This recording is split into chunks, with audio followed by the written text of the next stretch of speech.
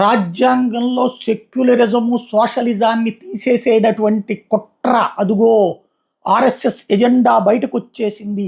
ఇదే వీళ్ళు కోరుకునే రాక్షసత్వం అని చెప్తున్నటువంటి రాహుల్ గాంధీ మహాశయ, ఈ రాక్షసత్వం ఎవరు ప్రారంభించారు ఈ దేశంలో?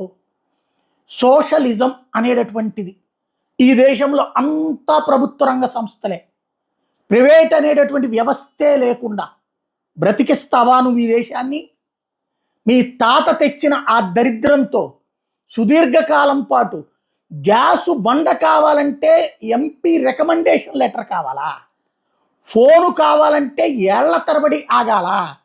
గ్యాసు కనెక్షన్ కావాలంటే దశాబ్దాల తరబడి వెయిట్ చేయాలా? స్కూటర్ కావాలంటే ప్రభుత్వం ఇచ్చే కోటా కిందన రికమెండేషన్ చేయించుకోవాలా? ఎన్ని దశాబ్దాలు నీ కుటుంబం నాశనం చేసింది ఈ దేశ ప్రజల్ని. ఈ దేశ ప్రజలు చివరికి వాటి కోసం నానా అగచాట్లు పడ్డారే. ఫోను కావాలంటే నరకం అనుభవించినటువంటి రోజులే. ఆ దరిద్రాన్ని మళ్ళీ తెస్తావా నువ్వు? ప్రభుత్వ రంగ వ్యవస్థ, మొత్తం ప్రభుత్వ రంగ వ్యవస్థ. రష్యా ఫెయిల్ అయింది, చైనా ఫెయిల్ అయ్యింది, అక్కడ కార్పొరేట్ కంపెనీలు తెచ్చుకుంటున్నారు. దానివల్లనే ఈవేళ ప్రపంచంలో టాప్ దేశాలుగా యూరోప్ దేశాలు ఉన్నాయి. చైనా రష్యా కూడా ఆ దేశాల యొక్క పెట్టుబడులను ఆకర్షించారు. అది మాత్రం తెలియకపోతే, బుర్ర లేకపోతే నువ్వేడ ప్రధానమంత్రిగా పనికి వస్తావు? నువ్వు ఈ దేశానికి నాయకత్వమే వహిస్తావు? అందరికీ తిండి బట్ట వసతి సోషలిజం. ఆ తిండి బట్ట వసతికి సంబంధించి అందరికీ ఇవ్వాలంటే సంపద ఉండాలి. ఆ సంపద ప్రభుత్వ రంగ సంస్థల్లో రాదని రష్యా, చైనా, ఉత్తర కొరియా ఫెయిల్యూర్స్ నిరూపిస్తున్నాయి. ప్రభుత్వ ప్రైవేట్ రంగం పోటీ పడితే ఇవాళ రోజున ఫోనుకి బిల్లు కట్టక్కర్లా, కేవలం మన డేటాకి బిల్లు కడుతున్నాం. ఫోన్ ఎస్ఎంఎస్లకి కట్టట్లేదు, ఇక్కడ టోటల్గా డేటాకి కడుతున్నాం. విదేశీ కాల్స్కి డబ్బులు కట్టట్లా, డేటాకి కడుతున్నాం. ఒక్క డేటా ఖర్చుతో ఇన్నొచ్చినాయి. ఒక్కసారి మన పాత వాళ్ళని అడిగి చూడండి, విదేశాల్లో ఉన్న స్నేహితులకో విదేశాల్లో ఉన్న బంధువులకో ఫోన్లు చేయడానికి ఎంత ఖర్చు అయ్యేదో ఇదివరకు, ఇవాళ ఎంత ఖర్చు అవుతుందో చూడండి.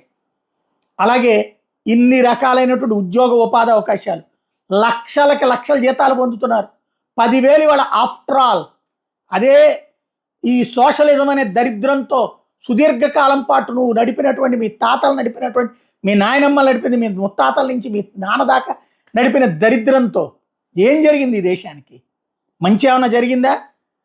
ఏడాదికి 200 జీతం పెరిగితే వామ్మో అని పండగ చేసుకుంటే అది అయ్యేటప్పటికి అప్పుల పాలైన బ్రతుకులు ఈ దేశం చవిచూసింది. ఆ సోషలిజాన్ని గురించి ఇక్కడ నువ్వు ఊకదంపుడు ఉపన్యాసాలు ఇచ్చే వామపక్షాలతో కలిసి తిరిగావు కాబట్టి, వాళ్ళతో భోజనాలు చేసావు కాబట్టి నీకు అది కావాలా? నీ నాయనమ్మ బలవంతంగా ఈ దేశం నెత్తిన రుద్దిన పదజాలం అది. నెంబర్ 1. Number 2, secularism. సెక్యులరిజం అనే అర్థం ఏంటో చెప్పు నువ్వు ముందు. పరిపాలనలో మత ప్రమేయం లేని రాజ్యం. పరిపాలనలో మత ప్రమేయం లేని రాజ్యం అయినప్పుడు వక్ఫ్ అనేటటువంటిది మత ప్రాతిపదికన చట్టం ఎట్ట తెచ్చావు నువ్వు? అలాగే మైనారిటీలు అంటూ ప్రత్యేకంగా వాళ్ళ కోసం ఓ శాఖ ఎందుకు పెట్టావు నువ్వు?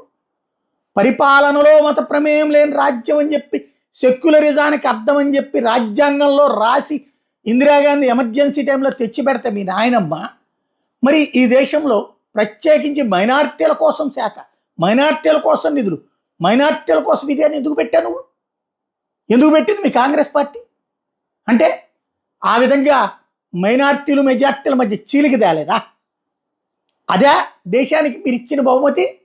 అంతకుముందు లేదే ఈ గొడవలు, హిందూ ముస్లిం వివాదాలు, హిందూ క్రైస్తవ వివాదాలు. అప్పటి నుంచి పుట్టిన దరిద్రమే కదా ఈ దేశానికి దాపురించిన దరిద్రం. ఇంత దారుణ మత మార్పిళ్ళు అప్పుడు ఉన్నాయా? ఇంత దారుణమైనటువంటి మతపరమైనటువంటి విభజన రేఖలు ఆనాడు ఉన్నాయా? ఇది రాజ్యాంగంలో పెట్టినాక బిగినైనటువంటిది. ఒకళ్ళని బుజ్జగించడానికి ఇంకొకళ్ళని వేధించడం.